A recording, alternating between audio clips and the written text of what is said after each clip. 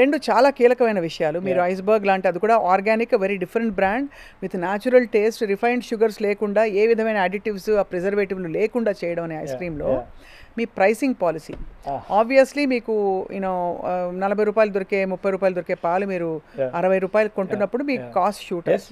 మన ఐస్ క్రీమ్ని ఎందుకు అందరూ అన్నిటిని పక్కన పెట్టి తింటారంటే వాట్ వాజ్ యువర్ థాట్? అంటే ఏం లేదండి, వెరీ మచ్ సింపుల్. మీరు సారీ టు ఆస్క్, ఇప్పుడు మీరు ఫర్ ఎగ్జాంపుల్ మీరు ఒక 20-25 ఇయర్స్ నుంచి మీరు మీ జర్నలిజంలో ఉన్నారు. 20 ఏళ్ల కిందట మీ ఖర్చులు ఈరోజు మీ ఖర్చులు ఒకటేనా? అస్సలు కాదు కదా.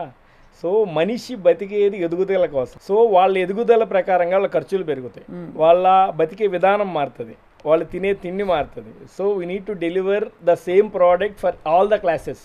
సో ఈరోజు ఒక 15,000 20,000 సంపాదించే ఒక పర్సన్కి మాత్రమే నేను సరిపోతానని నేను చెప్పలేను. వాడు వారానికి ఒకసారి ఐస్ క్రీమ్ తిన్నప్పుడు వారంలో ఒక రోజైనా ఇలాంటిది కావాలనుకున్నప్పుడు yes I have the opportunity. అది లేదు the person who is in to the IT background or some other person business చేసేవాడు, మంచి ఎర్నింగ్ చేసుకునేవాడు, నాకు మంచిదే కావాలని వీఆర్ ద ఆపర్చునిటీ.